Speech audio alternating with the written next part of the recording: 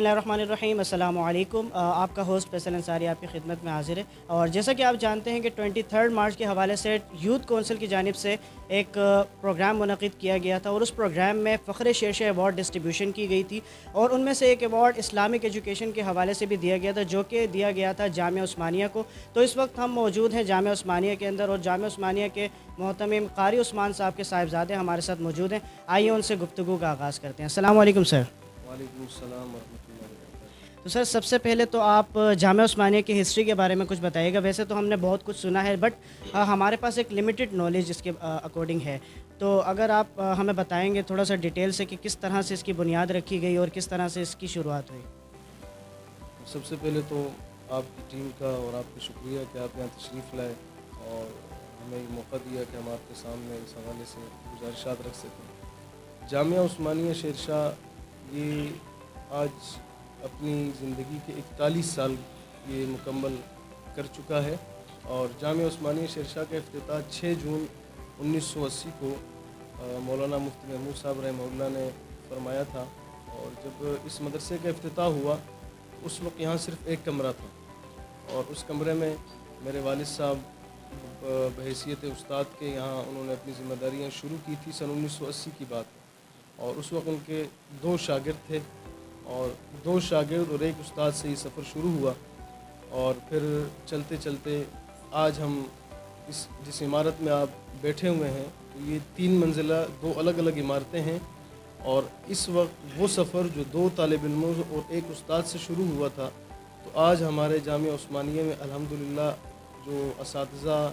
कुरान और हदीस की तालीम दे रहे हैं उनकी तादाद 60 से ऊपर है और वो तलबा इकराम जो कुरान करीम सीख रहे हैं, दीनी उलूम से अपने आप को आरास्ता कर रहे हैं, उनकी तादाद 850 तक पहुँच चुकी है। तो ये सफ़र कैसे तय हुआ, इसमें बड़ी सऊबतें भी आईं और सर्द व गरम आता रहा ज़िंदगी के मामलात। ज़ाहिर है एक सफ़र जब शुरू होता है तो कोई भी काम जब शुरू किया जाता है तो उसमें रुकावटें भी होती हैं, उसमें आसाइशें भी होती हैं, मुश्किलात भी होती हैं। लेकिन अल्हम्दुलिल्लाह वालिद साहब ने अकेले ये सफ़र शुरू किया और सन 1980 के बाद ऐसा हुआ कि एक कमरे से 2 कमरों पर ये जो मदरसे की इमारत थी उसमें मुंतकिल हुई।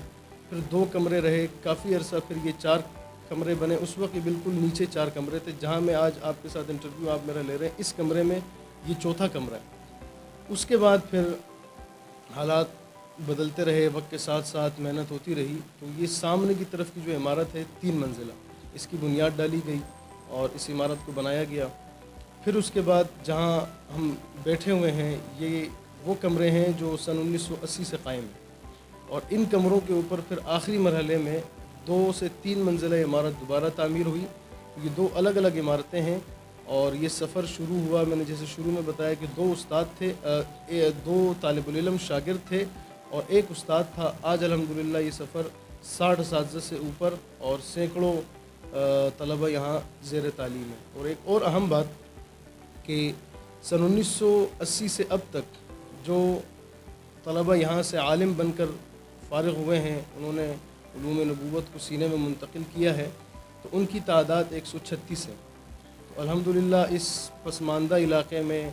और शेरशाह जो कि एक पसमानदा इस वजह से कहा जा सकता है उसको कि यहाँ तरक्याती कामों के हवाले से देखा जाए या दीगर हर एतबार से ये इलाक़ा पीछे है। तो ऐसे इलाक़े में इतने बड़े इदारे का होना और फिर इस तरह दीन की रोशनियाँ उससे निकलना, तो ये हम सब पर और इस इलाक़े वालों पर अल्लाह का बहुत बड़ा एहसान है। इसी तरह शोबा तजवीद व क़िरात से वो तलबा जो कुरान के कारी बने उनकी तादाद 973 है और इसी तरह वो तलबा जिन्होंने कुरान करीम को अपने सीने में मुंतकिल किया, हाफिज़ बने, उनकी तादाद 1980 से लेकर अब तक वो 1827 है। तो ये कुछ मुख्तसर सा खाका था जो आपके सामने मैं रखा। और मुस्तकबिल के हवाले से आपने क्या सोचा है इसमें और मज़ीद तरक्की करने के हवाले से आपने क्या सोचा है, क्या क्या इसमें एडिशन करनी है, क्या क्या चीज़ें और शामिल करनी है? मुस्तकबिल का सफ़र जारी है अभी हाल में भी और ये सफ़र उस वक्त से जारी है और इसमें उस वक्त से हमारे इरादे थे कि हमने जब सिर्फ़ एक क्लास थी तो हमने اس وقت طے کیا کہ 2 کلاسیں ہوں، پھر اس میں اضافہ ہوتا جائے۔ شروع میں صرف شعبہ حفظ تھا، پھر اس کے بعد اس وقت کے حساب سے شعبہ حفظ جب اپنی عروج پر پہنچا تو پھر شعبہ تجوید و قرات کا اس میں آغاز کیا گیا، اور اپنے زمانے میں جامعہ عثمانیہ پورے شہر میں شعبہ تجوید کے حوالے سے پہلے نمبر کا مدرسہ رہا ہے۔ پوری کراچی اور شہر میں اس کا ایک نام تھا۔ آج کل لوگوں کو ذرا شعبہ اس سے قرات سے اور ان علوم سے ذرا ان سے وابستگی کم ہو گئی ہے، اب وہ بات نہیں رہی، لیکن اور ایک تو پھر مدارس بھی بہت زیادہ ہو گئے شہر میں۔ پھر اس کے بعد جب شعبہ تجوید مکمل ہوا تو پھر ہمارے یہاں کے جو ذمہ داران تھے، والد صاحب و دیگر اساتذہ، ان کا یہ خیال، ان کے دل میں یہ آیا کہ اس کو مزید آگے بڑھایا جائے اس سلسلے کو۔ تو پھر شعبہ کتب کا اس میں آغاز کیا گیا، اور شعبہ کتب میں درجہ اولیٰ سے یعنی درجہ اعدادیہ سے لے کر اور دورہ حدیث تک کا سفر بڑے یعنی یہ بتدریج طے ہوا، وقت لگا اس میں، اور آج الحمدللہ وہ سفر اپنے اختتام پر تو نہیں ہے لیکن اپنی منزل کی طرف جا رہا ہے۔ اب مستقبل کے حوالے سے ہمارے کچھ ایک تو یہ مدرسہ ہے، اسی طرح ایک اور بات جو میں کہنا بھول گیا انٹروڈکشن میں، اس مدرسے کی 4 شاخیں ہیں، جو 5 شاخیں ہیں ٹوٹل۔ 4 شاخیں صوبہ خیبر پختونخوا میں وہ دینی علوم کی خدمت میں مصروف عمل ہیں، اور ان شاخوں میں جو طلبہ پڑھ رہے ہیں ان کی تعداد 2000 سے اوپر ہے۔ اسی طرح شہر کراچی کے اندر ایک تو یہ ہمارا مدرسہ جامعہ عثمانیہ، اور ایک اس کا فیز 2 ہے قاسم العلوم عثمانیہ یوسف گوٹ میں، تو وہاں پر بھی تعمیرات کا سلسلہ بھی جاری ہے، وہاں مسجد بھی بن چکی ہے اور کمرے وغیرہ بھی تیار ہو رہے ہیں طلبہ کے لیے، اساتذہ کے لیے۔ تو ہمارا ارادہ یہ ہے کہ وہاں پر بھی اس کی جب یہ چیز وہ تعمیرات مکمل ہوں گی تو کچھ سلسلہ وہاں بھی منتقل ہوگا۔ اور 2 چیزیں جو ہمارے جو مستقبل کے منصوبوں میں ہیں، سب سے پہلی چیز تو ہے اسکول کا نظام۔ اب بھی ہمارے یہاں اسکول ہے، شعبہ حفظ کے ساتھ ہمارا شعبہ اسکول الگ سے قائم ہے، اس کے الگ سے نگران ہیں، باہر سے ٹیچر آتے ہیں پڑھانے کے لیے، اور اس کی ٹائمنگ ہے باقاعدہ، اس کو الگ سے لوگ اس کی نگرانی کر رہے ہیں۔ تو شعبہ اسکول کو ہمارا ارادہ ہے کہ اس کو ہم مزید منظم کر کے اس کو آگے لے جائیں، اور میٹرک سے آگے جہاں تک ہم سے ممکن ہو سکا تو اس حوالے سے۔ اور دوسرا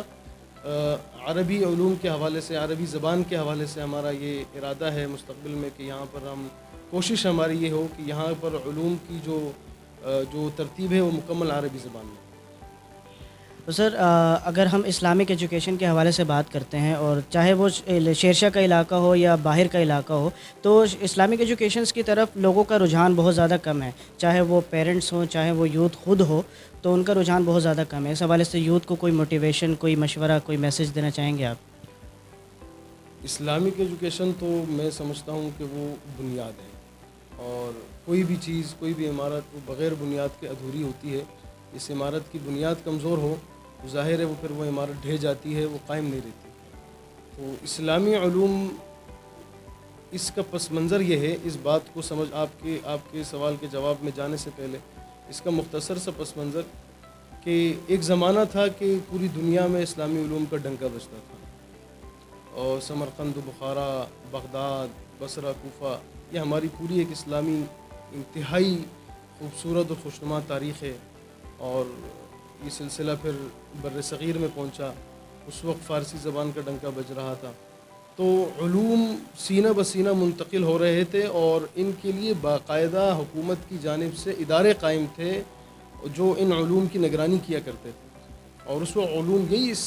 اسلامی تھے، اور علوم ہیں ہی اسلامی۔ باقی تو دیگر اگر ہم بات کی جائے تو وہ فنون وغیرہ ہیں، اور فنون کی اسلام میں کوئی ممانعت نہیں ہے۔ ایک چیز کو اگر بطور فن کوئی سیکھتا ہے تو یہ اس کا اپنا کمال ہے، اس میں اسلام کی طرف سے اس کو کوئی رکاوٹ نہیں ہے کہ آپ یہ فن سیکھیں یا نہ سیکھیں۔ لیکن بدقسمتی سے جب سے بر صغیر میں یہ سلسلہ آیا،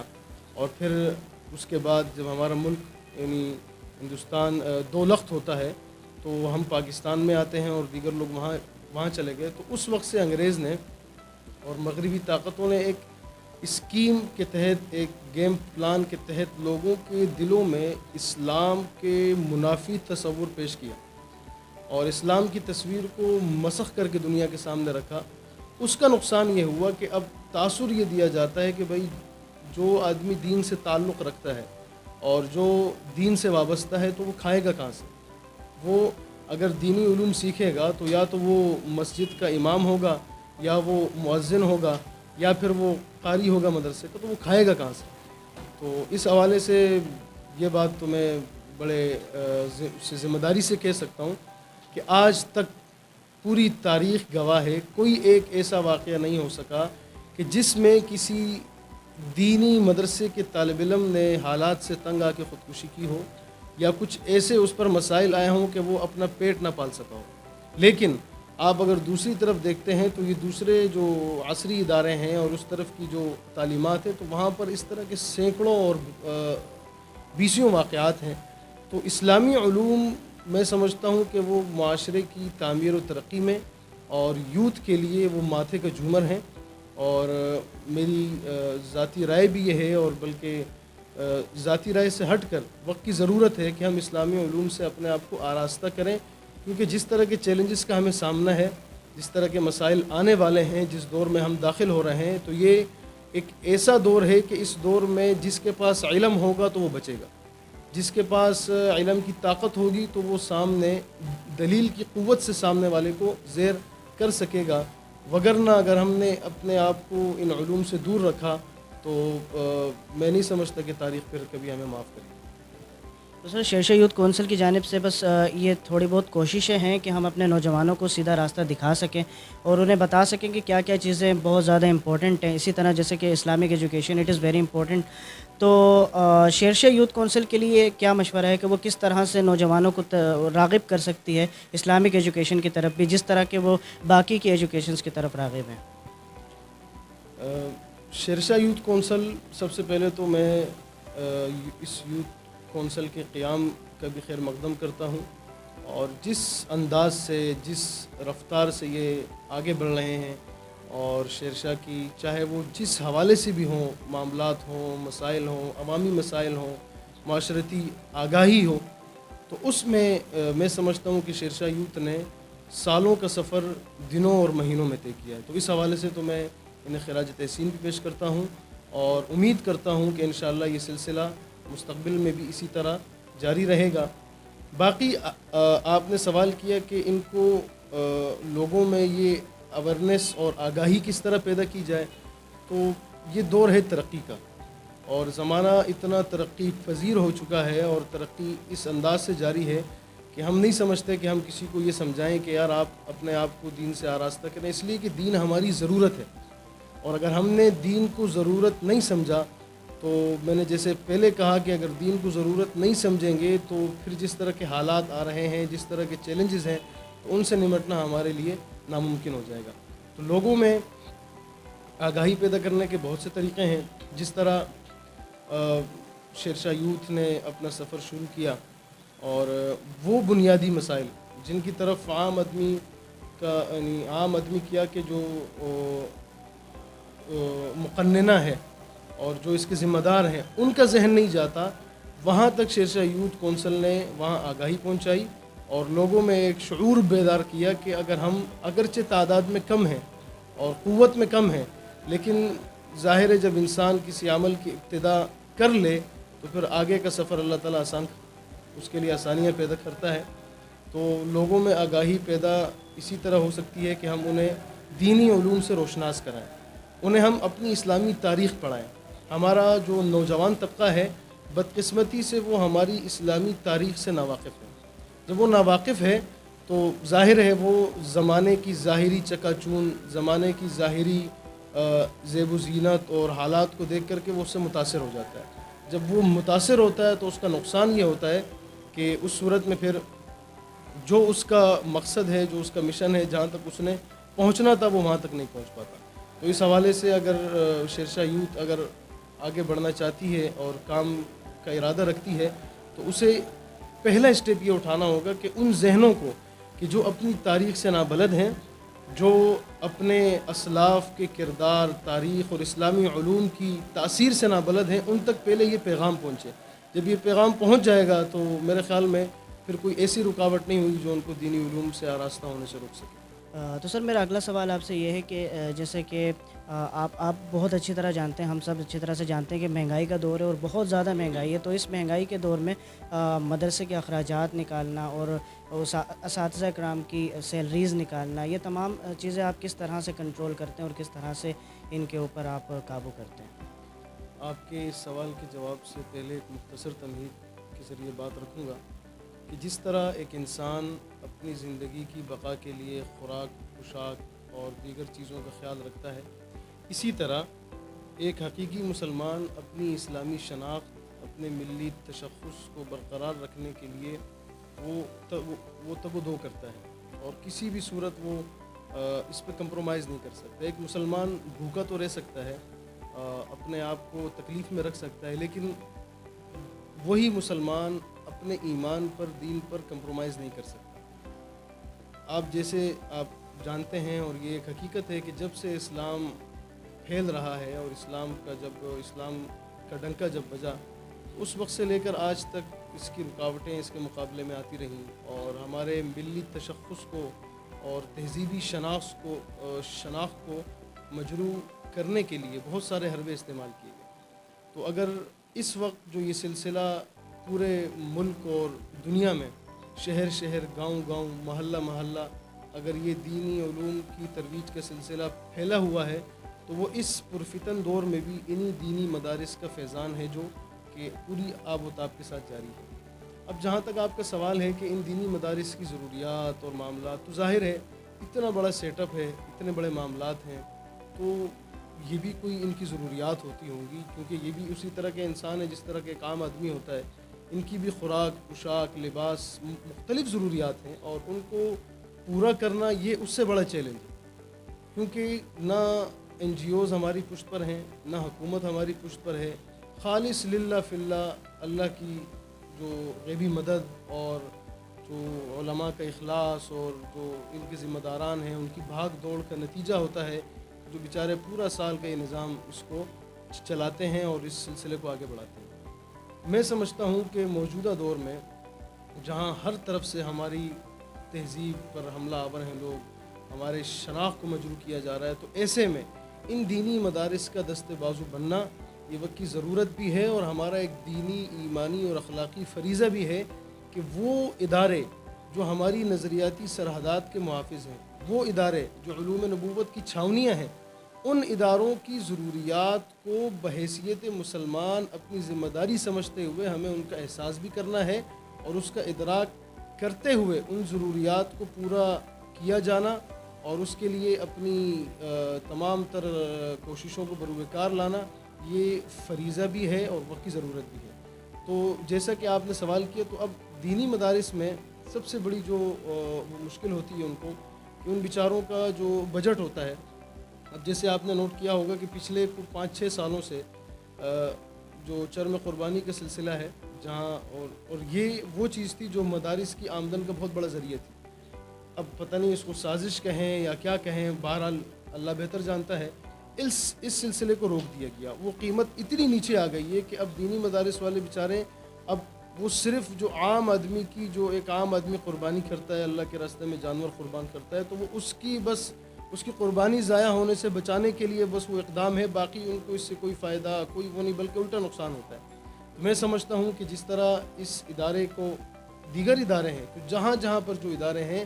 ان علاقوں کی عوام کا یہ فرض منصبی ہے کہ وہ ان کی ضروریات کا احساس کریں، اور جب وہ کسی مسلمان کے اکرام کریں گے، اور ایسا مسلمان کہ جو اپنے ماں باپ، اپنے والدین، اپنا گھر بار سب کچھ اس دین کی خاطر چھوڑ کے یہاں بیٹھا ہے، اور صرف اس لیے کہ جو میرا معاشرہ ہے وہ دین کی طرف آ جائے اور دینی تعلیمات اس میں آگے بڑھیں، تو ان کا دست بازو بننا یہ ایک قسم کی ہماری دینی، اخلاقی اور مذہبی ذمہ داری ہے۔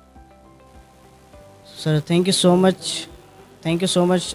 کہ آپ نے اتنا وقت نکالا ہمارے لیے، اور تھینک یو سو مچ اور ان تمام مشوروں کے لیے جو آپ نے ہمیں دیے، بہت قیمتی ہیں، اور تمام باتیں جو کہ آپ نے کہی ہیں بہت قیمتی ہیں ہمارے لیے، تو تھینک یو۔